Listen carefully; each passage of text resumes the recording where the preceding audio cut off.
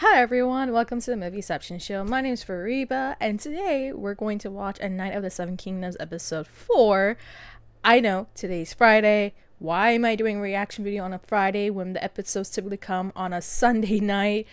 That's because actually, not even a couple of hours after episode 3 had dropped, it was confirmed by HBO that they were going to actually push up the streaming date for episode 4, primarily because of the fact that Sunday night is going to actually be overlapping with the Super Bowl, and so rather than losing a lot of the viewership from that, why not just push up the episode a couple days earlier, so that way people like me can actually watch the episode now and not have to pick and choose between watching Night of the Seven Kingdoms or the Super Bowl. Although I'm not necessarily a big Super Bowl fan, but I'm gonna watch some of the commercials and some of the new trailers are going to be dropping that day. I mean, who knows what's going to drop, right? So I'm probably going to be doing some of that as well if there is anything big. But that being the case, we have a new episode. Episode 4 is out. I know I'm a little bit late because I actually misread the whole details about when the episode is going to drop. So I didn't realize it was going to come at 3 a.m. in the morning, which is also very convenient for me because I'm in the East Coast. But that also probably makes sense because of the fact that the Winter Olympics are happening too. There's a lot of things happening right now in sports. So again, I understand HBO's decision on this. I finally got the chance to actually, take the time and do this reaction just to watch episode 4 because I do want to see episode 4. Of course, we ended off with the fact that we had the biggest bombshell happen, which is the fact that Aegon reveals himself as Aegon Targaryen. As I said in the last episode, or earlier in the week, that I did not anticipate that they're going to go and do this reveal so soon. I thought that we were not going to learn about this until like maybe the end of the season at best. But the fact that they actually did it midway through the show, and let alone the fact that now there's a lot of tension brewing because 1, Aegon is alive. 2, Duncan is in a lot of trouble because he kind of... what is it? He punched Aryan, right? So lots of tensions are brewing. We know for a fact that there's a lot of brotherly feud going on between Aegon and Aryan. So now it's just a matter of seeing where this is gonna go, and how Duncan is gonna deal with the consequences of his actions. So yeah, I don't even want to wait any longer because I'm already super late to joining in the whole episode 4 release. So without further ado, let's get right down into Night of the Seven Kingdoms episode 4. So he's in the dungeon. We see that. Okay, so they did arrest him.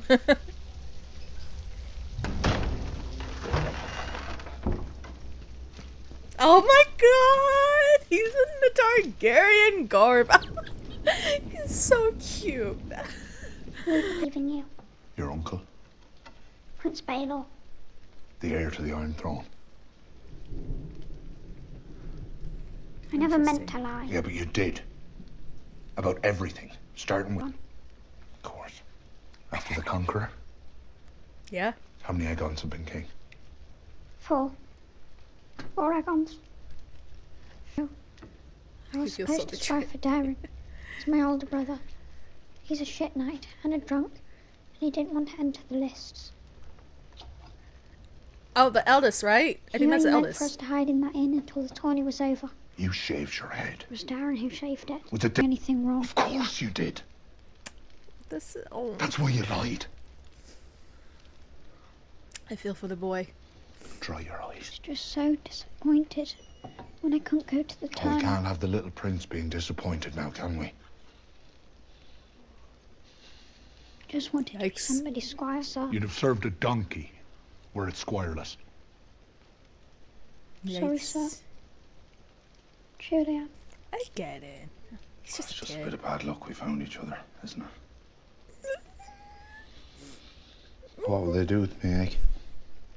Not really. My uncle wants to see you after you're done eating.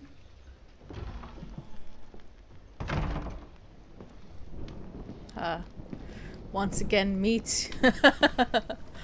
The boy won't spill, Your Grace. He's a good boy.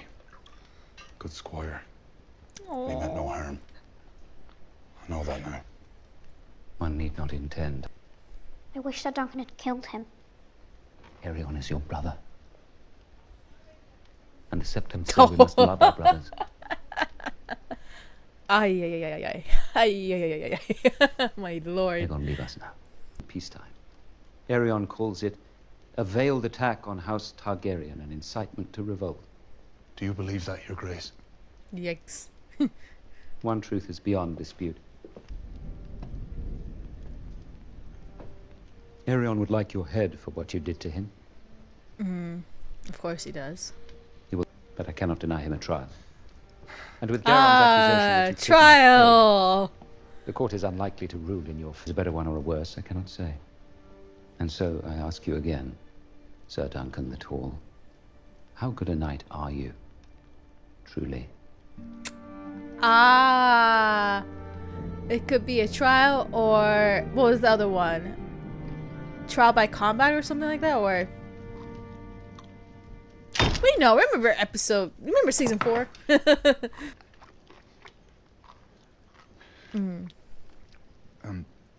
Trial by combat. So it's trial by combat. Oh. That is my right. Such. Unless you withdraw your claim. A trial of 7. Did you say trial of That 7? is my right, I do believe. What the fuck is a trial of 7? A form of trial by combat. Ancient. Seldom invoked. It came across the narrow sea with the Andals, and there's Each one of his crimes against us, or would we leave a matter of Targaryen honor in doubt? Do not speak to me of honor, boy. This is fucking nonsense. Is it? So he's just No. an asshole. And a brat. Do not play the fool. It must be 7 against 7. You must find 6 other knights to fight beside you. But I have no one else. And if the cause is just, good men will fight. Ugh, that is very risky, because yeah, that's true. Who 7 people would want to defend him? Unless you get a Baratheon. Oh, you were fucked. But something must have happened, right? I mean, there's a couple people. You gotta line up Baratheon. I saw what Aaron did to those puppeteers. All knights vow to protect the innocent. Even edge knights, I assume. I'm for you. One recruit. Thank you. Us Fossaways, we were here long before these others come to our shores. And our warrant will be here long after they are gone. Who else You fights ain't with us? wrong. I know no one else. I'm sure we can find 5 more good men. Lionel with us soon as we Baratheon, make my them lord, have mercy. immortal. I do not know why tragedy so oft follows. Lucky for you, I have some friends. Sir Lionel, Lord Lannister, Sir Otho. They won't be happy at being woken. Then they'll fight like pestered by. Okay, you guys, you gotta admire that, right? Maybe a dick, but he has some morals. You do. For not knowing my place. What are you doing? I'm your squire, sir. You'll need someone to arm you. The I know loyalty! you've left the castle. I hope not. We're paying tonight. Oh, Daron! That's the idiot. No, don't do that! Please, don't hurt him. They can't kill me twice. My father is going to join the 7 accused. My father has commanded the King's Guard to fight as well. Only the 3 that are here. Who do you... Odds are not looking I good. can bring people, sir. Knights, I can. I'll be fighting against your family. My father will be... Targaryen used to come into my bedchamber at night, put his knife in between my legs. He had too many brothers, he'd say. Maybe one night he'd make me his sister, then he could marry me. That is Sorry, that was- demented. Egg has the truth. My cat in the well, too. He says he didn't. She did. All right. Okay, I He understand. thinks he's a dragon in human form. That's why he was so wroth at the puppet show. A pity he wasn't born a Fossaway. Then he'd think himself an apple. Did I? Well, my dreams are not like yours. mine come true. Oh, he's like the An Helena of impressive the talent for family. an unimpressive man, and a dead dragon. A great beast, with wings so large they could cover this meadow. It had fallen on top of you, but you were alive, and the dragon was dead. So everyone's gonna die? Shield. She left it with me. Aww.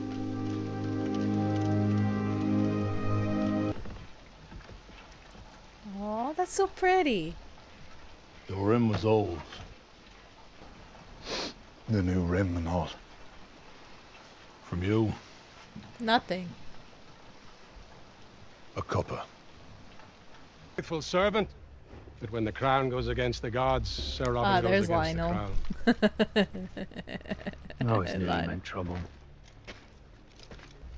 Boy found me. Hasn't been a trial of the seven for 100 years. I wasn't about to miss a chance to bloody up the King's Guard in their pretty white gowns. That makes a lot of sense. He would not miss this. Ooh, you got the King's Guard. Oh, yeah.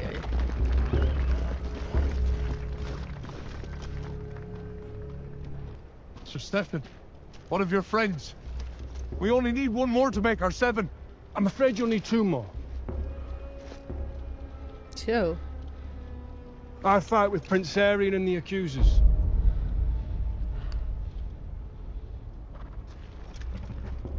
Wow. You told Sir Duncan to rely on you. Wow. Well, our chiefs would not have made me a lord elsewise, but for it thwarted Sir Duncan. 5. You cannot win with 5. The lad has the truth of it, I'm afraid. Go on, Sir Duncan. Any knight can make a knight.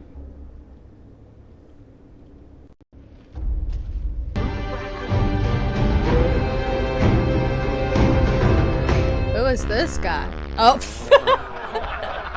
Of course. I forget that we always have these moments. Wow.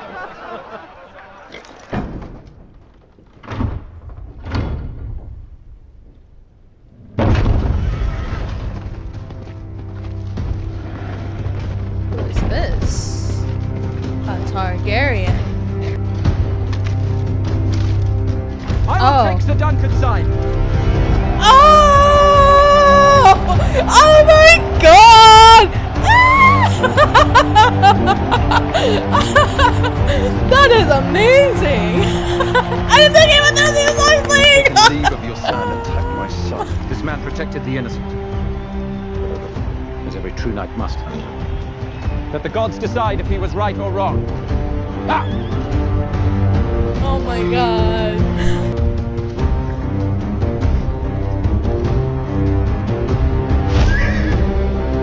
No! We had to end it right there! No! Oh, and we're playing the Game of Thrones song! Wow.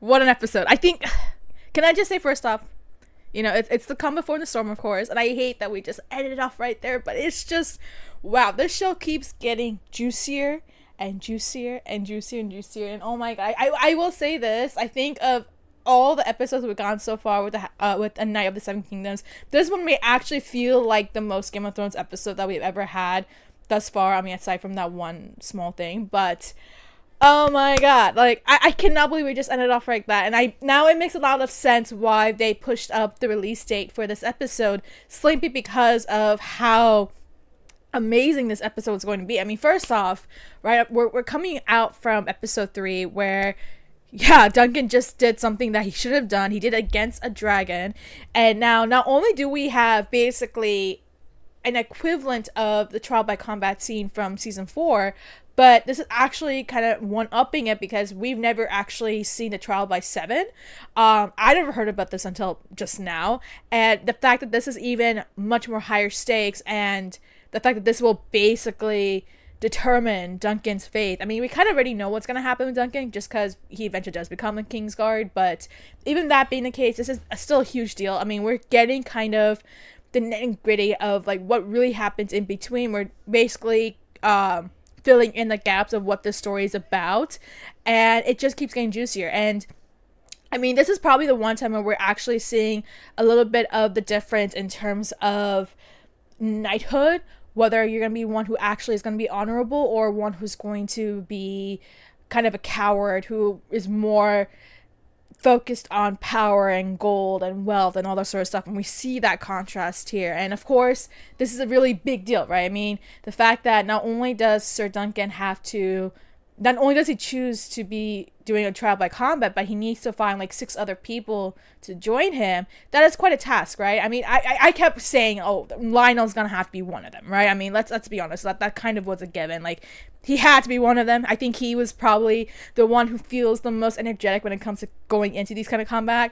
But and we'll talk about the ending in just a second. But you also, again, just seeing this episode and getting an idea of how each Targaryen is like and seeing the contrast is absolutely phenomenal. I mean, just watching this episode, like, you can get a sense of like a mini kind of dances, what was it, the Dances of the Dragon or something like that, basically like a mini Targaryen feud in between the family. I mean, of course not in the scale that we saw with House of the Dragon. I mean, that one was like a full-fledged civil war, whereas we're seeing a lot of that fueling in this series where, yeah, even though it's not, you know, the House of the Dragon, it's not the, you know, the war between Targaryens, it's still, we're still seeing how there's a lot of conflict between, I mean, we even see Aegon, right? I mean, just from the start of this episode, you can just tell how much Aegon is really apologetic about what he's done. Like, he never intended to deceive Duncan, right? He just wanted to be a squire. He wanted to feel like he wanted to go and see the tournament. And funny enough, like, honestly, I think just reflecting on the show, you can tell that Aegon sees Duncan as more of a brother than Aeron, right? I mean, Aeron is a complete dick. He's actually kind of a royal brat in a way. I mean, we saw that here where he's just refusing to kind of dismiss the charges and would rather go into combat than just, you know, letting something like this step aside. I mean, he kind of went too far anyways, and yet, and I mean, not only that, but we see a lot of Daemon energy coming from him. I mean, he's someone who's really kind of saying that, oh, I am the dragon. Like, we've heard that before with Daemon, we've heard that before with Viserys, we're seeing that here with Aeron, and there's always that one Targaryen who seems to kind of manifest the fact that they are literally the dragon, right? So, and even then, like, dragons don't even exist by this timeline, so that makes it even more complicated. But yeah, going into this episode, like, we're really getting a sense of the tension between Targaryens. We see how Daeron just doesn't give a crap. I mean, he's just always, you know, drunkard. Then we have Aeg, who, you know, who understands how cruel Aeron is. And yeah, I mean, we kind of got a whole idea about that. And let alone, we also see Baelor, right? I mean, up to this point, like, we kind of get the sense that he is someone who is a lot more honorable with his words when it comes to being a Targaryen compared to everybody else in the show. We got the sense of that back, what was it, episode 2, when he actually vouched for him and helped him get his, you know, knighthood as a hedge knight. Otherwise, he wouldn't be able to compete in the competition. And now we see here, right? I mean, oh my god, let's go right into the last bits of the part, right? I mean, first off, we saw that one guy who basically deceived them and switched sides. Of course, that's gonna happen, but oh my god, who would have thought that Baelor was gonna be the one who would secure that last spot for Duncan, considering the fact that he's right. Like, a knight should be honorable, a knight should be defending the innocent, and the fact that he is going against his own nephew. It's like, and not only that, but to hear the Game of Thrones theme song playing, like, what a way to kind of celebrate a really big moment like that. Like, for once, we actually are seeing Targaryens, like, some Targaryens who are very honorable. I mean, we saw that, of course, with Daenerys, who really fought for the little folks, right? And we're seeing a manifestation of that energy here with Baelor, with Aegon, all that sort of stuff, right? Even with Daeron, in a way. I mean, yeah, I mean, it's just amazing, right? It's just amazing how we get to that final point in the episode just to really hype us up for the fact that we're about to have a trial by combat, or a trial by 7, which is going to even probably edge out even the one that we got in season 4 with Oberyn Martell, and the Night and the Mountain. And wow, like, what a way to kind of end things off and get us so excited for basically episode 5, because we only have 2 episodes after this. So basically episode 5 is probably gonna go to the bulk of the fight. Like, that's probably gonna be the focus of the season. So that's gonna be like what we typically would see of a Game of Thrones episode, where it's like brutal, violent, lots of fighting, all that sort of stuff. But again, we got a little bit of a sense of the family dynamic here with the Targaryens. We even got someone who's basically like Helena, which is Daeron, like giving his prophecy saying that I saw you, Duncan, fight the dragon and survive, or something of that sort. So like we're getting kind of manifestation of like a lot of the family members that we saw in House of Dragon being embedded here in Night of the Seven Kingdoms. Of course, it's kind of like a mini version of it because it's not going to be like a civil war in any way like that we saw with House of Dragon. But that being the case, I mean, it makes me really excited. Like, it makes me so pumped now going into the next episode because I'm sure a lot of people were like very unsure about how they're gonna watch A Night of the Seven Kingdoms. It's very different from, again, Game of Thrones and House of Dragon. It does have a little bit of that tonal shift. There is a lot of levity to it. We just saw that one part where that guy just literally kind of farted off at Duncan and trying to make a joke out of him, which of course is very typical of the show. I mean, we've seen kind of that shift. I would say, of course, this episode's probably one of the more serious toned ones because of the fact that life is on the line. Like, it's life or death, and of course stakes are high, and that's why I'm saying that this was probably the most Game of Thrones like episode that we've gone so far with the season. I mean, last episode was just as exciting, very good, and this one, it's like we didn't really have a whole lot of fighting. We're about to get to that, but doesn't take away the fact that we got some really, really pleasing moments, and moments that again felt like we were watching a Game of Thrones episode. We got that very honorable speech from Duncan. Then we saw the feud between the Targaryens. We got a little bit more of an insight between that dynamic. Why Aegon, or why Aeg despises his brother Aeron, so on and so forth. And again, this is only a 35-minute episode. I mean, barely. I think it's probably like 32-minute episode, which makes sense because I mean, this is, again, we're not going into like some of the more bigger aspects of Westeros history, but this is, again, I think this is one of the best ways to kind of introduce us into a show like A Night of the Seven Kingdoms, where again we're focused on a different dynamic, different POV, someone like a hedge knight that, you know, we never really got to be exposed to before, and developing that. Of course, again, we already know what happens, or at least a good chunk of it. Again, we already know what the fate lies for Sir Duncan, but that being the case, again, what a very exciting episode. We actually got to hear the Game of Thrones theme song for once. And it was actually the full-fledged version, one that wasn't interrupted, wasn't, you know, out of humor. But yeah, I'm very excited for the next episode. I'm glad that they actually did push this episode up. Otherwise, I think a lot of us would have missed the excitement of what was basically that ending right there. But yeah, let me know your thoughts having now seen A Night of the Seven Kingdoms episode 4. What are your thoughts so far now that we only have 2 episodes left? We saw that we're about to go into basically a big comeback, trial by 7. What are your thoughts about that? Are you excited? Are we pumped that we're actually kind of getting down into more of the basics of what made Game of Thrones such a great show? Or were you expecting something else going into this series? What are your thoughts now that we got a little bit of a better idea of the dynamic between the Targaryen brothers here, let alone kind of getting idea of who Baelor is? What do you feel about the last moments in the episode? I mean, that was like very, you know, inspirational, and of course that big moment when Baelor comes and decides to join Duncan's group of 7. Let me know your thoughts below and make sure to like and subscribe.